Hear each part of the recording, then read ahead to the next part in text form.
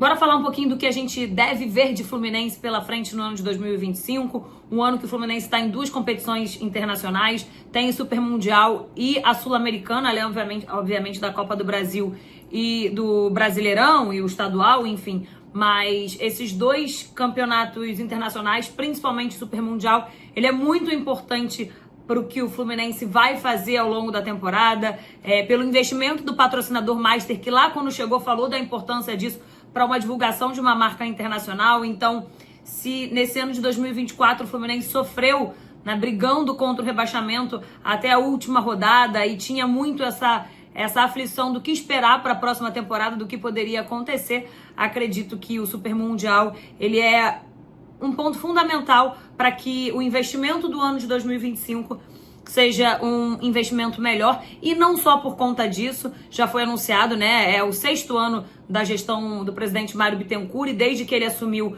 a ideia foi ir aumentando uma folha ano após ano, então a tendência é que a folha do Fluminense no próximo ano seja ainda maior do que a de todos os últimos anos, e certamente isso impacta diretamente no mercado. A gente já viu o Fluminense indo de forma muito agressiva no mercado, muitos nomes sendo especulados, muitos nomes sendo falados, um deles, inclusive, já anunciado.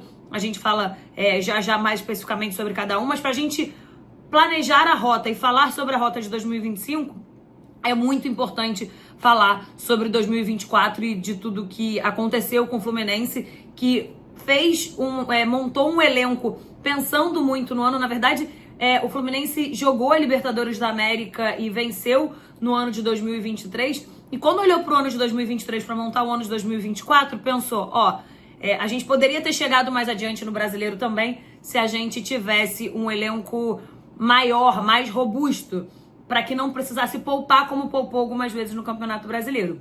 E aí o Fluminense dobrou a aposta para o ano de 2024 de um formato que deu certo com o técnico Fernando Diniz, contratando jogadores muito mais velhos com jogadores que já estão na reta final da carreira, melhor dizendo, com jogadores também fazendo essa mescla com jogadores em início de carreira, né, em ascensão, sem muito aquele miolo ali daqueles jogadores de 20 e tantos anos, mas os que estavam começando, os que estavam vindo da base, contando com o Xerém, com jogadores lá, enfim, de ponta, mas que estão no final de carreira. E aí Marcelo, acho que pra gente falar melhor do ano de 2024, as contratações que foram todas com base nisso, Renato Augusto, Douglas Costa, Terãs, que nem tá tão no final da carreira, mas jogadores que se encaixavam também no perfil do técnico, que se acreditava que o Diniz poderia fazê-los jogar, enfim, como já foi em outros momentos, que foi o que deu certo em 2023. Porém, existem várias avaliações para do ano de 2024 cair no ano de 2025 e entender por isso que eu tô explicando tudo, e entender por que o Fluminense vai fazer as apostas que vai fazer pro ano de 2025, né? O ano de 2024, como eu disse, com o técnico Fernando Diniz, eles dobraram a aposta, mas em 11 rodadas o Diniz fez apenas 6 pontos, e aí há alguns diagnósticos diferentes. Há um diagnóstico, por exemplo, de que fisicamente o Fluminense acabou se prejudicando porque tinha uma Recopa muito no início e eles optaram por, com pouquíssimo tempo de volta, já colocar o time titular para preparar o time para a Recopa, porque era o título considerado importante a ser conquistado no ano de 2024. O título internacional, aliás, foi o título conquistado nesse ano.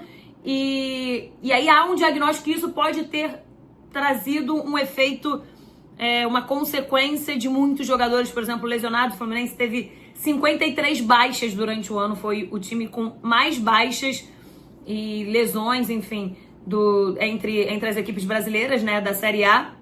E há essa percepção que isso pode ter acontecido, mas há também uma percepção falada pela diretoria várias vezes de que a insistência do treinador anterior, do técnico Fernando Diniz, sob o ponto de vista deles, num estilo de jogo naquele momento, com a equipe que tinha, acabou levando ali ao máximo e tendo que existir uma correção de rota no meio do caminho. E aí a chegada do Mano Menezes, que tem um perfil completamente diferente do Diniz, e também uma correção de rota com os jogadores, que já começa a ser mais ou menos o que o Fluminense pensa para esse ano. Porque aí o Fluminense traz o Gabriel Fuentes para lateral esquerda, traz o Bernal para ser volante, enfim, alguns jogadores que já não são tão apostas, não estão tão iniciantes, mas já tem uma idade ali no meio entre esses que estão em cima e entre esses que estão embaixo. Essa aposta do Fluminense anterior tinha muito a ver com a questão financeira, de aproveitar o técnico que tinha para tentar montar um time competitivo com isso e conseguir ser competitivo com uma folha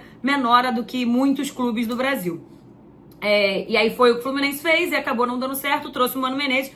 O Mano teve 53% de aproveitamento e aí teve que brigar ali até a última rodada contra o rebaixamento, mas há uma percepção dessa diretoria que se o Mano começar a temporada, ele vai poder fazer algo diferente, porque ele criou um plano, criou uma rota 100% para tentar livrar o Fluminense do rebaixamento, e algumas coisas que ele fez nesse processo, ele disse que faria assim que chegou, que era barrar alguns jogadores importantes, o que aconteceu, né? A gente viu o Felipe Melo, que, enfim, não vai continuar, e o presidente Mário Bittencourt já disse que como jogador ele não continua, como ele ainda tem um plano, acho que de mais 6 meses a 1 ano de carreira, teria ainda uma conversa para saber se ele continuaria no clube em alguma outra função ou se ele iria encerrar a carreira em outro time.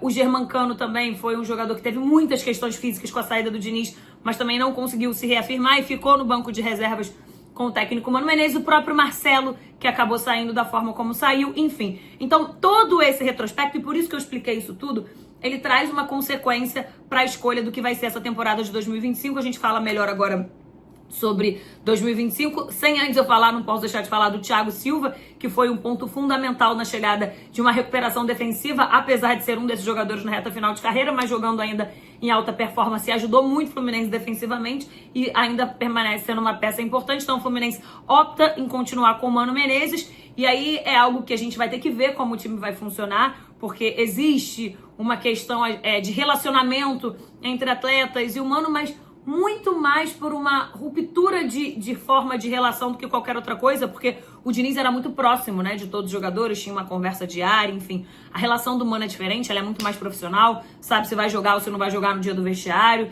quem tá treinando melhor, ele opta por colocar, ou se tá treinando ele acha que não tem que colocar, ele não coloca, sem tanta satisfação, enfim. Então, até essa questão com um time com muitos medalhões. E aí, para esse ano de 2025, o Fluminense pensa em ir no mercado e vem se movimentando no mercado de forma muito intensa. O Fluminense já anunciou o seu primeiro jogador, antes, inclusive, do final do ano, o Hércules. O Fluminense comprou 70% do Hércules por 5 anos, por 29 milhões. É a maior venda do futebol cearense, superou o Moisés, e a maior compra da história do Fluminense em valores absolutos. É um jogador que já foi cotado por outros times em outras janelas, como Palmeiras, como Flamengo. É um jogador que é, de fato, um investimento. Já não é mais uma aposta, já é uma realidade. Foi uma aposta para Vojvoda e no Fortaleza, e viveu momentos muito bons. Então, é um jogador para atuar no meio campo, que é tido também como um jogador que tem bastante esse olhar e mais do que esse olhar, umas características que tem a ver com o estilo do Mano Menezes, de ser combativo. O Mano quer jogadores que cheguem mais chutando, mais atacando. Uma prioridade do Mano, ele já tinha dito nas últimas entrevistas coletivas, é um atacante, e o Fluminense não esconde que vai atrás desse atacante. O presidente falou também em entrevista coletiva, não necessariamente um atacante de frente, pode até acontecer. O Fluminense sondou o Tiquinho, que acabou, enfim, não se tornando uma possibilidade, mas jogadores pelo lado também, porque há um diagnóstico que o Fluminense chegava muito, mas convertia poucos gols. Então jogadores que sejam mais goleadores, atacantes mais goleadores, talvez mais, né, pelas laterais, que cheguem chutando também pelas laterais e não só construindo.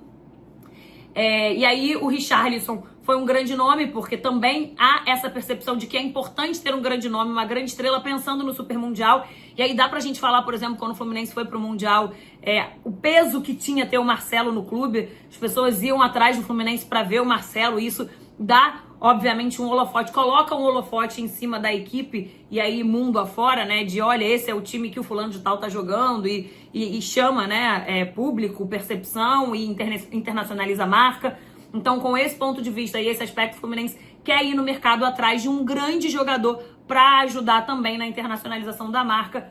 O Richarlison acabou não dando certo. O Tottenham disse que nesse momento não estaria ali à disposição para vender o jogador, quer contar com o jogador na temporada, mas deixou portas abertas para uma próxima oferta, um próximo interesse, quem sabe até no meio da janela agora, quando é fim de temporada para eles, né? O que é melhor, para eles negociarem e meio de temporada aqui no Brasil. Então, esse atacante, ele é uma realidade, a busca por um atacante é a realidade. Que posições dá pra gente falar um pouquinho mais?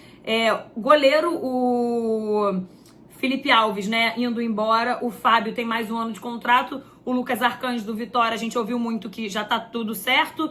E de fato tá tudo certo. Fluminense e jogador já estão negociados. E o clube também. O que surgiu foi um empecilho da forma de contrato, porque o próprio presidente do Vitória falou que o Fluminense não queria dar garantias financeiras. Na verdade, o Fluminense, isso não é praxe do mercado, né? E o Fluminense não quis abrir um precedente para dar uma garantia, até porque isso também traz algum tipo de custo para o clube. Então, o Fluminense falou, olha, nesse formato de garantia financeira, porque já tem outros órgãos e outras instituições, como a própria FIFA, que gera transfer ban, enfim, que acabam gerando esse tipo de multa, né, e de cobrança para as equipes. Então o Fluminense não aceitou, e aí o Vitória colocou que estaria no estatuto da equipe, que ele precisaria dessas garantias financeiras. Então o contrato deve acontecer de uma outra forma, deve acontecer um contrato de empréstimo com o valor inteiro da compra, mas não está descartado ainda, deve acabar sendo concretizado, e o Lucas Arcanjo chegando, porque de fato é um jogador que interessa ao Fluminense. O Fábio foi uma das grandes estrelas do último ano, mas como eu falei agora há pouco, no último ano de contrato. Eu falei de atacante, mas vale a gente falar de centroavante, porque o presidente também falou isso na entrevista coletiva, que se o clube tivesse 3 centroavantes, para ele ainda melhor. E aí há a sensação que a bola da vez, ela pode ser o Cauã Elias, porque o jogador já teve algumas propostas, mas o Fluminense sequer quis ouvir no último ano, porque entendia que ele era fundamental para que a equipe permanecesse na Série A do Campeonato Brasileiro. E já, enfim, acabou vendendo já o André, o próprio Alexander. Sempre tem um jogador que financeiramente é importante para o Fluminense, faz parte do orçamento do Fluminense vender esse jogador. E o Cauã Elias tem tudo para ser a bola da vez, até pela procura do mercado internacional. Então, já é até se certificar que, se isso acontecer na janela de meio do ano, que é o momento que vem os grandes investimentos e, né, as grandes propostas, se isso acontecer, o Fluminense já estaria certificado que teria outros 2 jogadores. Então, um centroavante também é uma possibilidade do Fluminense procurar nesse mercado. Um lateral esquerdo, o Fluminense trouxe o Gabriel Fuentes, e no último ano tinha o Marcelo e o Diogo Barbosa. O Fluminense queria renovar com o Diogo Barbosa. Esse já tinha sido até um acordo antes da temporada acabar, por tudo que ele passou de lesão ao longo da temporada. É um jogador que o Mano Menezes contou muito, virou titular com o Mano Menezes.